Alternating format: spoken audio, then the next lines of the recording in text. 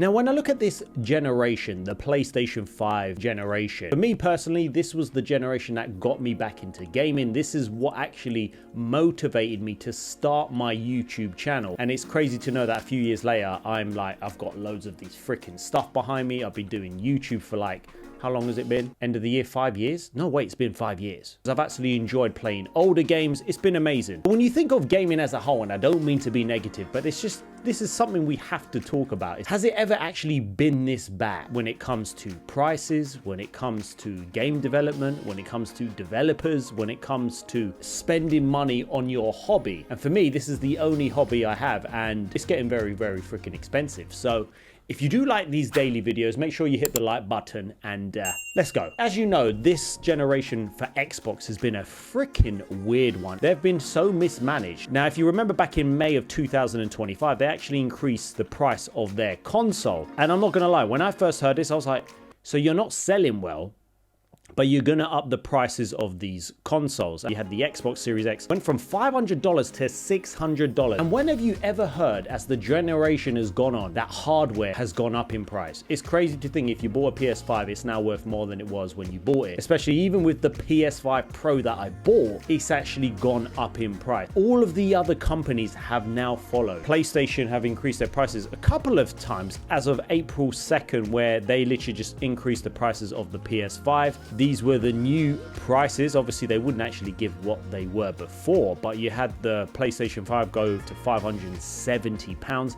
You had the PS5 Pro at £699, and it went up to £790, and it's gone up literally everywhere. Even the PlayStation Portal went up in price. I do believe it was like $20 or £20, and it's crazy to think now Valve have increased their prices. I don't know if I've actually specifically spoken about this, but the Steam Deck is a pretty cool machine. I cannot believe how much this has gone up in price. And yes, listen, I'm not here to complain about these companies, because with AI and the chip shortages, it's just crazy how all of them have been doing it. Valve have now increased their prices by over 40%. God knows how much the Steam machine will cost. That's the thing. I don't even know when that flipping machine is coming out. But can you believe that the 512 model has gone from $549 to $789? And then you have the 1 terabyte model go from $649 to nearly $1,000. And obviously we've had Nintendo confirm that they upped their prices as well in light to the changes in market conditions. It actually issued an apology. So in the US, Switch 2 is going up by $50. First of all, have we ever actually seen that? No, we haven't. And to think, like, if you were someone who was actually waiting for price drops,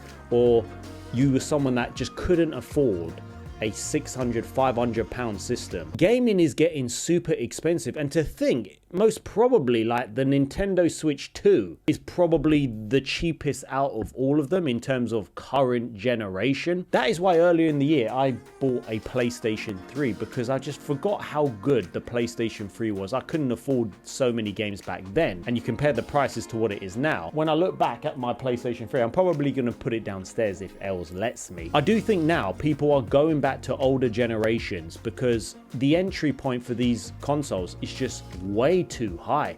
If you're not even someone like me, like for me, I do this as a part-time job as well.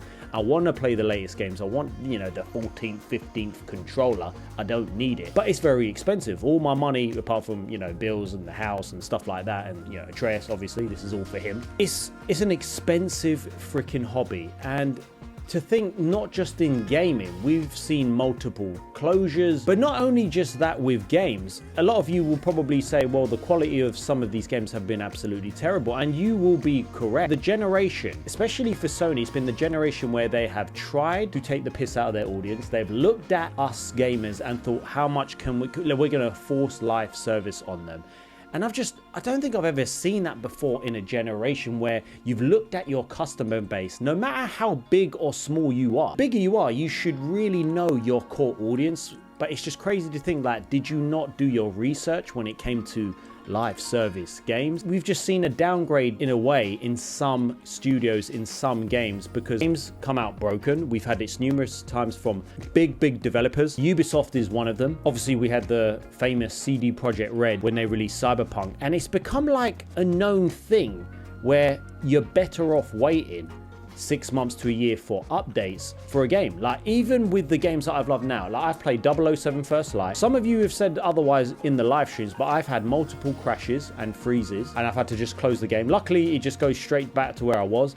Even Lego Batman, I've had freezes in that game. You know, these are day one games I've bought. And even Starfield, I don't know, there's been multiple patches since I haven't even picked it up again. There's just been multiple problems. So it's crazy to know that it is actually known. We're expected as gamers to be like, you know what? If you're trying to sell me a £70 game, a $70 game, I'm expecting crashes. I think I'll wait a few months, and inevitably it goes on sale. I do feel like studios are kind of learning, because Sony have lost so much money from their live service games, which we're going to have a look at some of them as well, because some of them, you look at the predicted sales of these games, it's quite alarming when you think about it. First of all, you look at places like Ubisoft, where they've just continued to go downhill, and this was obviously even today at Ubisoft is shutting multiple studios as the news just keeps getting worse. And apart from like Assassin's Creed Black Flag, I've kind of lost all my faith in Ubisoft. It's like, you can't really ruin a beloved remake of a game. Like, I've never played Black Flag. I'm actually really excited for it. To think that there's going to be a series of cuts as the French publisher navigates towards a torrid time. And we've seen this over the last few years with Ubisoft. They have just gone downhill and continue to go downhill. So it's already cancelled multiple games. As you know, they've laid off hundreds of staff in this year alone. And they're closing down Ubisoft's Winnipeg studio, and that was founded in 2018 and focused on developing proprietary technologies for its various studios, like the Anvil and Snowdrop engine. And obviously it is shutting down their Belgrade one as well, which opened in 2016. Well, it's been going for 10 years, and they contributed to The Crew 2 and Riders Republic.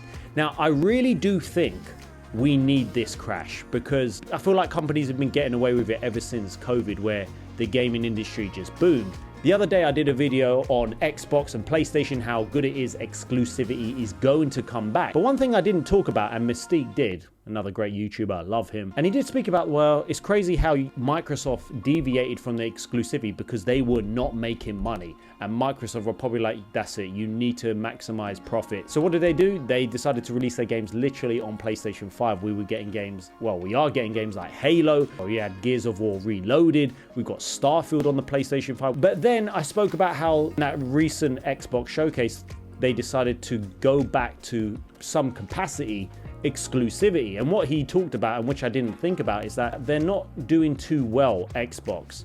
They can't afford to lose any money, yet focusing on exclusive games. Can they ride the storm? Because if they were to sell Gears of War, the latest Gears of War on PlayStation 5, how much money are they losing? I do think it's a good idea, because they need a motivation for people to buy their next generation console. If they've got no exclusive game, forget about it. Like, for me alone, Forza 6 I'm so excited for, and that's still going to be coming on PlayStation 5, and they said the ones that they've promised, they're going to honor that. But if that game for whatever reason was like, nope, only coming on Xbox now, don't get me wrong, in my head I loved Forza 5 that much that I really want to play Forza 6, but in my head I'm like, I will need to buy an Xbox Series X or the next generation console if I wanted to buy that. So I think it's good that they're going back to exclusivity in some degree, but it is also said, can they do this? Can they ride the storm? So they have said Xbox will try to do more console exclusive if the health of its business improves. She's been doing a great job in terms of marketing. Asha Sharma sounds like she's someone that cares about the company. I think that was a very good, I was going to say state of play, Xbox showcase. Obviously you had Gears of War E-Day and you had Clockwork Revolution, which again, I saw that a few years ago and I was like, wow, I was actually interested in that, but that's only going to be coming out on Xbox. But she did say, I think we are in the #2 publisher in the world, and when you do that, you want your games to be everywhere. You're stronger when the world plays with you. At the same time, we're increasingly becoming more of a platform, and it's hard to find examples of platforms out there that don't have exclusive services and contents. And so this is the journey for us. Our business isn't particularly healthy, and we're starting by introducing 1 or 2 signature exclusives, and as the business is healthy, we will look to try and do more. So I can understand what she's trying to do, and I'm all for it. First of all, competition is good, and second of all, it's like, we've said it before, if you're trying to sell a console, you need exclusive games. Like Legend of Zelda Ocarina of Time, I'm considering that, you know what, I want to buy a Switch 2 to play that freaking game. Because anything at the moment on Switch 2 hasn't got me going. I know there's a lot of third-party support, but for me, I don't need to buy it. But Ocarina of Time remake, I don't know. So that's the thing about the gaming industry right now. And then you continue to look at There's going to be massive layoffs at Xbox. This could involve a studio closure, which is crazy, and it just continues to get worse and worse. So with all of this, have we actually ever seen this in the gaming industry? I'm going to go on to some of the games, because when you look at some of these games, they are costing so much money. And obviously at that state of play, one of the most talked about games was a game that's not coming out, and that's Destiny 3, because it isn't in development, but it may have been the most talked about game of last week. Like, it's crazy to think that PlayStation, they're looking to not do a sequel. It feels like they're going in, or all in, on Marathon, which is absolutely crazy. And you can understand, but at the same time, Bungie released their last ever update to Destiny 2. We don't have console engagement numbers, but what's crazy is that on Steam, it had a higher player count than Marathon. What does that tell you about what the audience wants, or what your gamers want? Because it just feels like, listen, people that have played Marathon said it's really good, but it just seems like it's too hard. It doesn't actually appeal to the mass audience. And there's something like Saros as well, where it's one of those games where you hate it or love it. I really liked it, apart from the ending of the story, but I thought like the gunplay was good. But if you didn't like that sort of game, turns out you wouldn't like it. So if you look at these PS5 sales estimates, you look at Ghost of Yotei, these are estimates, but Linear Analytics has returned with more insight into the industries, and based on its proprietary methodology, it's given some data, and it is supposedly relatively reliable. I think it's interesting, assuming we all understand we're looking at estimates at no official date, but I would love to know the actual sales numbers of these games. When you look at Ghost of Yotei, supposedly it sold just under 5 million copies, 4.8. If there was to be a sequel to Ghost to Jin Sakai, it would be a hell of a lot more. Death Stranding 2, obviously 1.7, which is obviously not a lot. Now, let's just get to what it is. Saros supposedly has sold around 400,000 copies, which is absolutely nuts for a first-party Sony studio. And then you look at Marathon, 347,000 estimate on, obviously, on PlayStation 5. And to think, obviously, the majority of the sales were on Steam. But it is crazy to think that some of these games, these big budget games, well, I say big budget, Ghost of Yotei only cost the same amount as Ghost of Tsushima. So it's good to know that if you keep the budget low, you could potentially make a return on these games. Now, when you look at Naughty Dog and Intergalactic, supposedly that game's costing 300 million. How is that even sustainable? And I feel like that game is not going to sell well, especially being a new IP and a protagonist that doesn't look like I want to play as her. Last part of this video, what is saving the gaming industry right now? And I have to say, it's the Asian developers. We've seen games like Stellar Blade. We've seen games like Black Myth Wukong. We've now seen Crimson Desert, and I've just got back to that game because I took a break from it and I'm falling in love with it again. It feels good to have a break from it, and I've got back into it, and I'm in the second area. I'm literally on chapter 9 now. And when you look at this article here, this game has hit 6 million sales inside 3 months. So it sold more than Ghost of Yotei, which is arguably Sony's biggest IP this generation, as well as obviously God of War Ragnarok. Crimson Desert has sold over 6 million copies. And for me, I will be getting my review very soon. Don't you worry about that.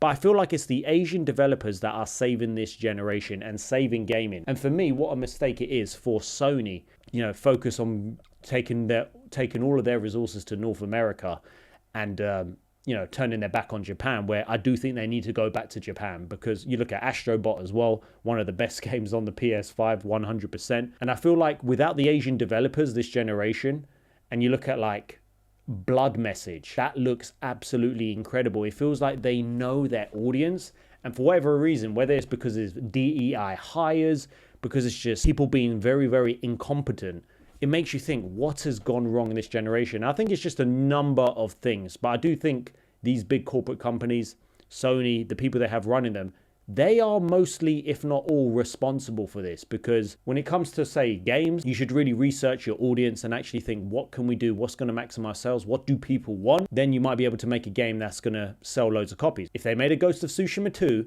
all I'm saying is that would have absolutely sold incredibly well. So my point is, yes, Ghost of Yotei is a great game. Did I really want a new protagonist, a female protagonist in the first place? No, I was actually quite disappointed when I first saw that reveal. So hopefully in the future, Sony, apart from the whole AI debacle and how much the cost of next generation is going to be, will we see an improvement in gaming? I do think we will. And I've been saying that for a long time, but it just seems to be getting worse before it gets better. But What do you think about the current state of the gaming industry? How many games do you buy per year, per month?